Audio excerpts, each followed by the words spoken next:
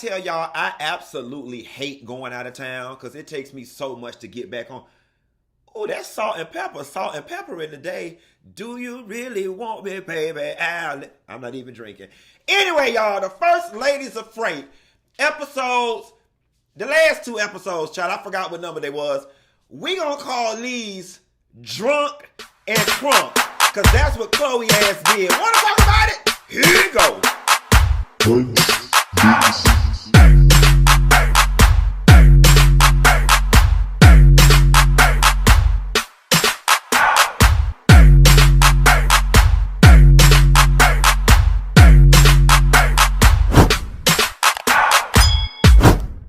Now, y'all don't completely bite my head off because I'm a little behind with the First Ladies of Freight, my new reality guilty pleasure. And I know a lot of y'all are like, Q, why are you watching damn First Ladies of Freight? And we want to talk about Married to Medicine, and we want to talk about the Real Housewives of Potanka, and y'all go ahead and talk about all of that because I'm through with them heifers, all right? FYI, that they filmed the Real Housewives, they filmed the Married to Medicine reunion in 2 days. On the 24th, they'll be in New York. So y'all get ready for all y'all Instagrams and Twitters and all that to go off with the subliminal shade or whatever the case may be. And I wait for the girls to call me and tell me what happened. But anyway, let me tell y'all what happened down to the First Ladies of Freight. You know, some of y'all out there, they say you can take the ghetto out the girl out the ghetto, but you can't take the ghetto out the girl. Y'all ever had that friend or that cousin or that family member, that drunk auntie, that you just can't take nowhere? Well, that's what Chloe was. See, this what you get. I know Michelle and I know that Shanti was like, this what you get for bringing this bitch around a group and we don't even know this hoe. Okay, because later on in the episode, we find out that Casey never truly met Chloe in person. They just communicated kind of via social media, had a couple friends in common. She brought Chloe ass down to the Jason Lee baby, and Chloe showed that. All right, you know how when you take your kids around the bougie family member's house, excuse me, and they show out on you, child, they say Chloe was down to the thing and she took exception with being called a mentee. I guess, you know, when you go on a talk show, they ask everybody for a bio. So the host kind of knows what he's talking about and how to throw the questions. Now, they put Chloe down as mentee to Tiana. And now in hindsight, I'm looking at the fact that Chloe was probably, you know, under the influence and just unable to see the forest for the trees, right? Now, I'm going to break the fourth wall for a minute. You got Casey back here who is trying to basically self-finance this reality television show, right? And get this show off the ground, doing all the things, positioning the show. Chloe, in her rudimentary thinking, not realizing, okay, there has to be an arc. There has to be a cast of characters that are linked somehow. And so, I guess for lack of a better term, the easiest way to have thrown Chloe in the mix was to say she was a mentee to Tiana, who was in jail. Now, considering the fact that Tiana was punani peddling and selling drugs up and down the interstate, I won't want no bitch to think that I fell up under her either. But at the time of the interview, Chloe ain't know that. She didn't know she was selling pussy in pounds up the damn interstate. She didn't see. Look, I just gave that lady a whole extra charge. It ain't nowhere in that girl indictment paperwork it says she was selling pussy. But let me tell you something. If you sell drugs, you's a dishonest bitch, okay? And if you sell drugs, you'll sell pussy. And if you sell pussy, you'll sell any damn thing else that you can get $1 for. Amen, somebody? Amen. So she probably was. They just didn't catch her for that. Or whatever. Or the drugs carried more weight and more crime than coochie up and down the interstate. But nevertheless, they down to the Jason Lee, supposed to be doing a professional interview to get the word out about the show. And Chloe and Jason end up kind of getting into it over the word mentee, because instead of moving the fuck on, Chloe is so caught up in the semantics of being called a mentee. Girl, y'all are here to do a 1-hour interview. Take the goddamn title and ride out. So they get into it on the Jason Lee show and it gets awkward.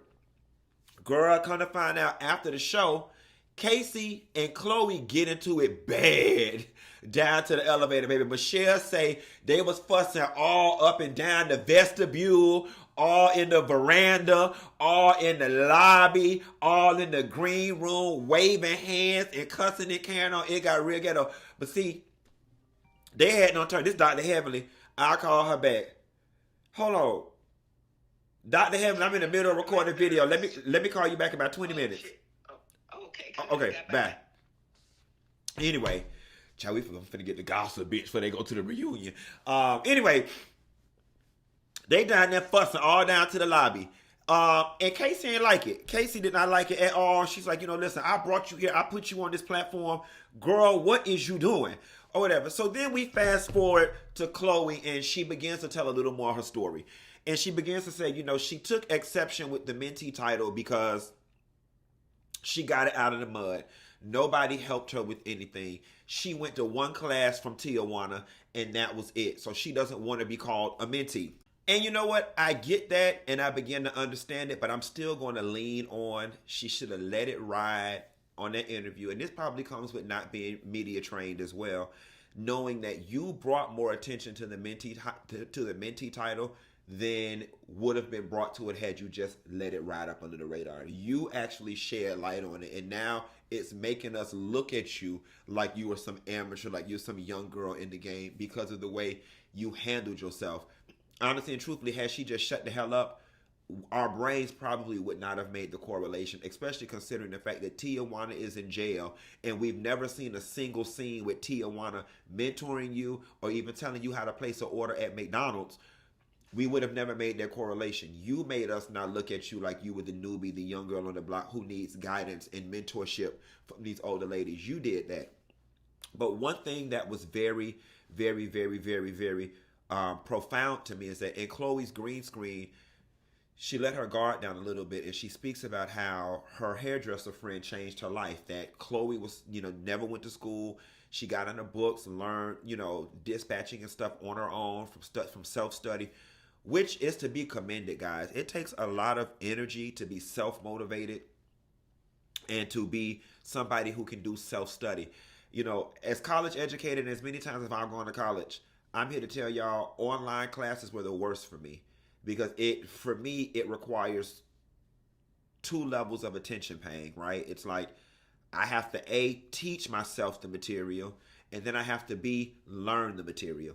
At least when I sit in lecture, all I got to do is learn the material, if that makes sense. When you self-study, you have to teach yourself the material, then you have to learn the material. When you in lecture, all you got to do is sit back and learn the material. So I always prefer lecture because it required less effort and energy on my part. Instead of having to read it to myself and then learn it for myself. She did that. She called her hairdresser friend. Her hairdresser said, I know somebody that owns trucks. And this guy, whomever he is, he took a risk on her and said, I got 5 trucks she could dispatch starting Monday.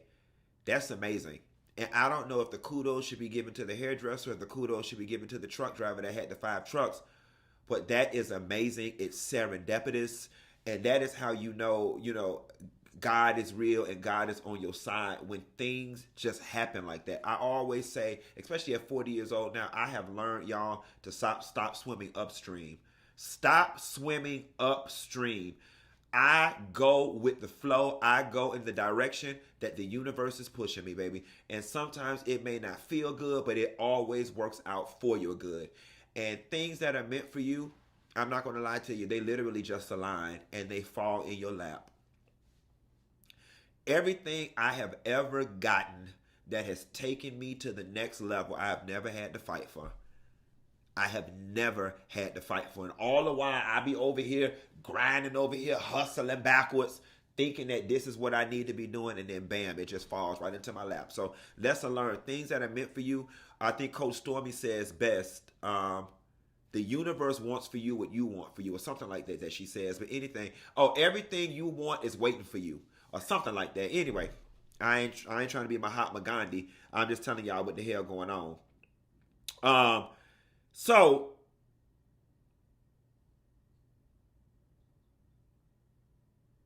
Casey then comes on and she's sitting with the girls and we find out about Tijuana. Now I had to do some behind the scenes digging on Tijuana.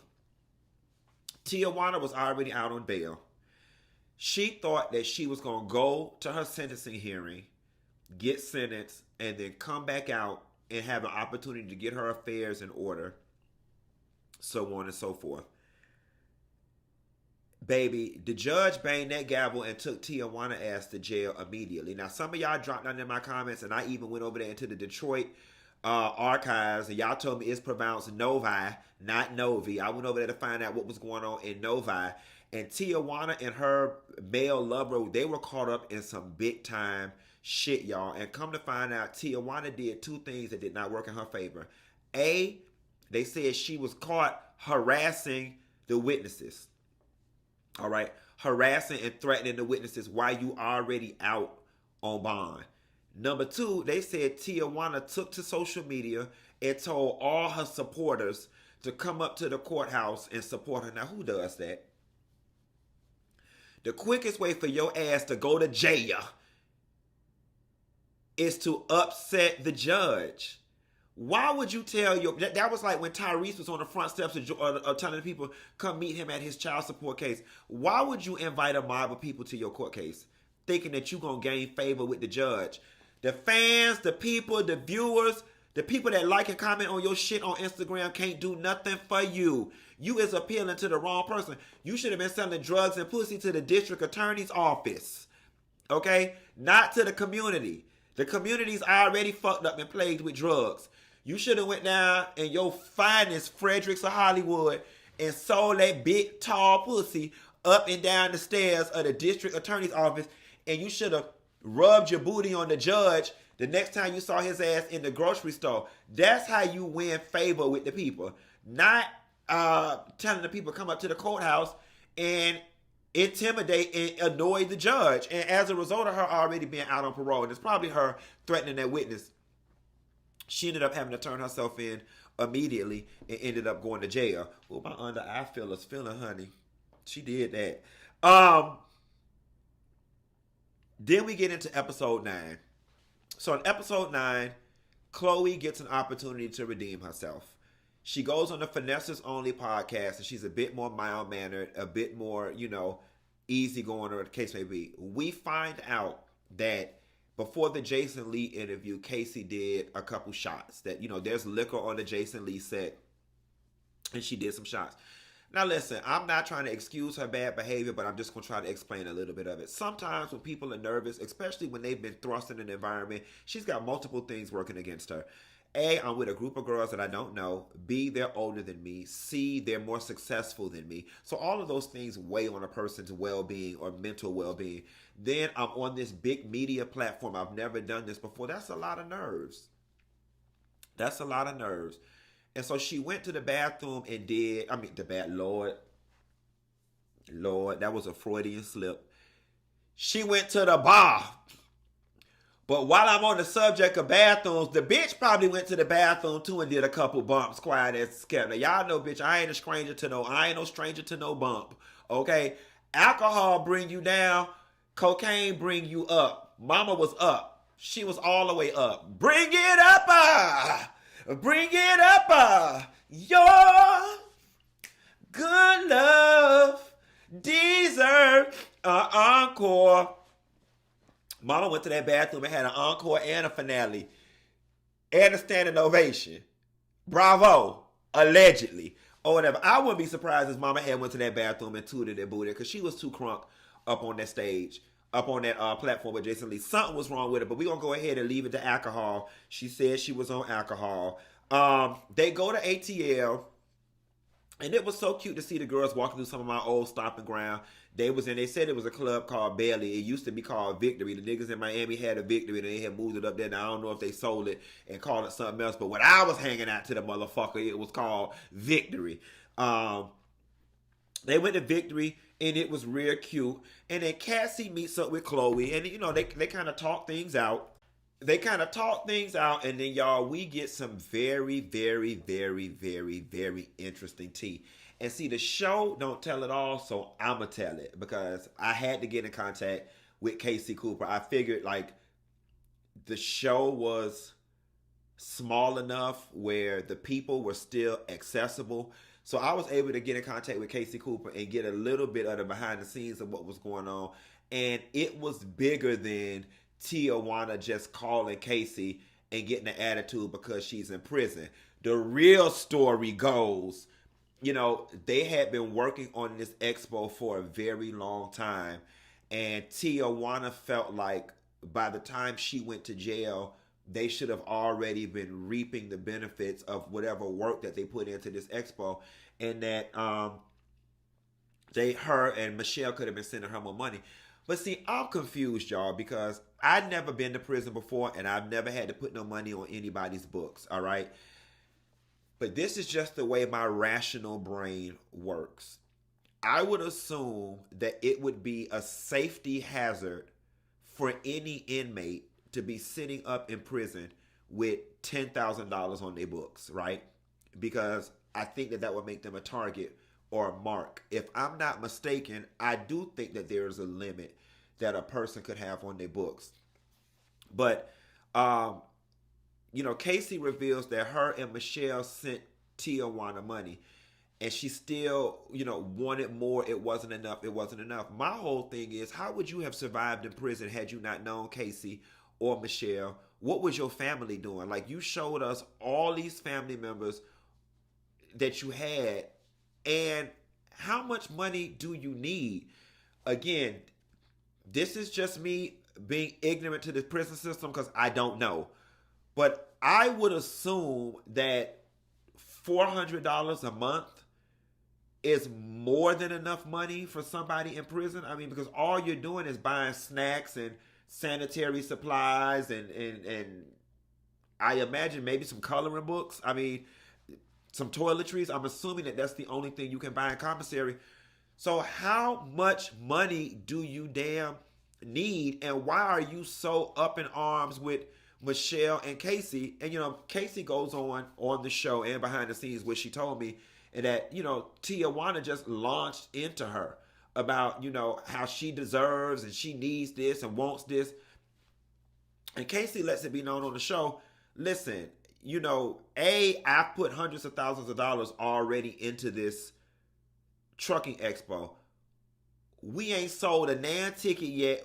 I haven't even recouped anything.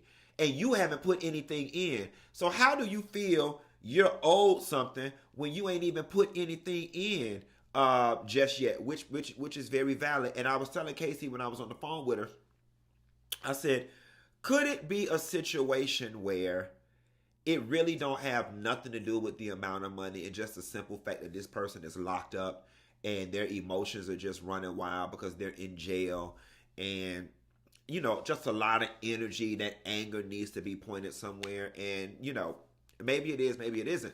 But however, when the conversation went so left, Casey said she wasn't sending her ass shit no more. And I don't blame her. You're not finna talk to me crazy. And you're not finna talk to me crazy on a telephone call that I'm paying for.